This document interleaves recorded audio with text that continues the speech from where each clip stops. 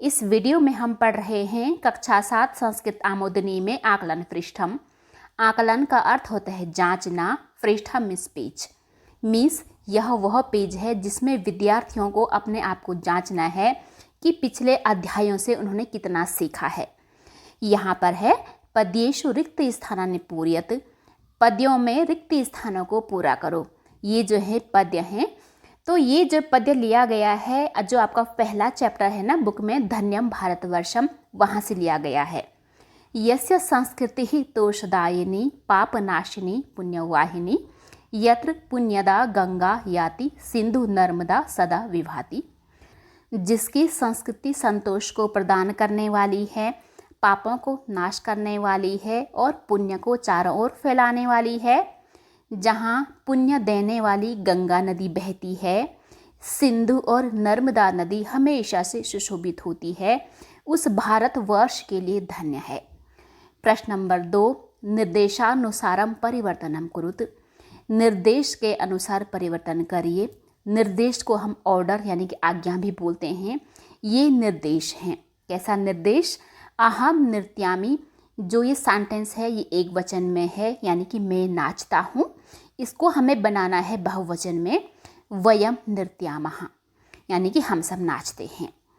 अब है त्वम पठसि, तुम पढ़ते हो, ये एक वचन में है। इसमें निर्देश दिया गया है बहुवचन में परिवर्तन करिए, तो इसका बनेगा कि तुम सब पढ़ते हो, यूयम पठत। युवाम क्रीडथः, ये है द्विवचन में। इसमें निर्देश है एक वचन में हमें बनाना है, यानी कि तुम खेलते हो, त्वम क्रीडसि। अब है इसमें लास्ट वाला आवाम गच्छावः। आवाम जो है द्विवचन के लिए, यानी कि हम दोनों, गच्छावः जाते हैं, हम दोनों जाते हैं। इसे बनाना है एक वचन में, यानी कि मैं जाता हूँ, अहम गच्छामि। अब है इसमें तीसरा अर्थम लिखत। हिंदी में अर्थ लिखना है ग्रामस्य, यानी कि गांव का, अस्माकम हमारा, आनयंती लाते हैं, सांप्रतम अब है इसमें चौथा एक पदेन उत्तरत, एक शब्द के द्वारा उत्तर दीजिए। का कस्य संस्कृति ही तोषदायिनी अस्ति, किसकी संस्कृति संतोष देने वाली है? भारतवर्ष की, यानी कि भारतस्य। ख में भारतस्य राष्ट्रीय ध्वजे के वर्णाः सन्ति, भारत के राष्ट्रीय झंडे में कौन कौन रंग हैं? वर्णाः मीन्स रंग, कौन कौन से हैं? केसरिया को बोला जाता है गैरिकः, सफ़ेद के लिए श्वेतः और हरे के लिए हरितः चा, यानी कि केसरिया, सफ़ेद और हरा। अब है इसमें गा संस्कृत भाषायाः का लिपि अस्ति, संस्कृत भाषा की क्या लिपि है? देवनागरी हिंदी और संस्कृत दोनों भाषाओं की लिपि है। अब है इसमें पांचवा प्रश्न, स्वपठितम एकम श्लोकम लिखत, अपने द्वारा पढ़े गए एक श्लोक को लिखिए। आप अपनी मर्जी से कोई भी श्लोक लिख सकते हैं। मैंने यहाँ पर सिर्फ एग्जाम्पल के लिए लिखा है।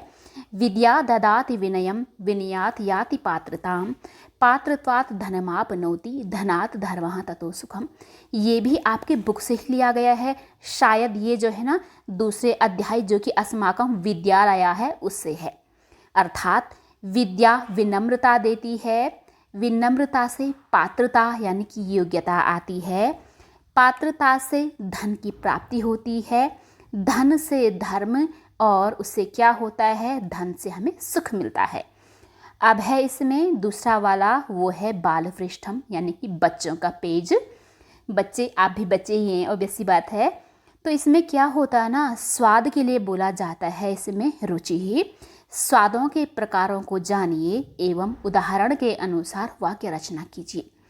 इसमें क्या है ना कि जिस भी खाद्य पदार्थ का जो स्वाद है, स्वाद के लिए क्या बोला? रुचि ही बोला जाता है। जिसकी जो रुचि है उसके बेस पर हमें सेंटेंस बनाना है। जैसे अब यहाँ पे देखिए, ये है रसगुल्ले, रसगुल्ला को बोला जाता है रसगोला कहा। कैसा होता है? मीठा। मीठे के लिए बोला जाता है मधुरा। तो ये है इसमें सेंटेंस, रसगोलकस्य रुचिः मधुरा अस्ति, रसगुल्ले का स्वाद मीठा है। ये है आम, आम भी मीठा होता है।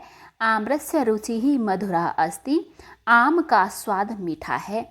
ध्यान दीजिएगा, इनमें जो पहला वाला शब्द है ना, जैसे कि रसगुल्ले का, आम का, मिर्च का, अदरक का, जिसमें का की के रारी रे आता है ना, तो बच्चों वो होता है षष्ठी विभक्ति यानी कि संबंध कारक में। तो वैसा ही विभक्ति और वचन के अकॉर्डिंग जो भी इसमें फिट बैठेगा ना, वही शब्द हमें यहाँ पे लिखना है। अब है इसमें मिर्च। मिर्च के लिए बोला जाता है मरीचिका।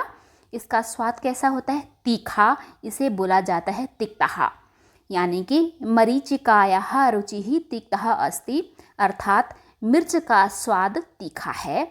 उसी तरीके से अदरक भी है, यानी कि आद्रकः, उसका भी स्वाद मिर्च के जैसा ही है, यानी कि तीखा। आद्रकस्य रुचिः तिक्तः अस्ति, अदरक का स्वाद तीखा है। अब है इसमें करेला। कैसा होता है? कड़वा।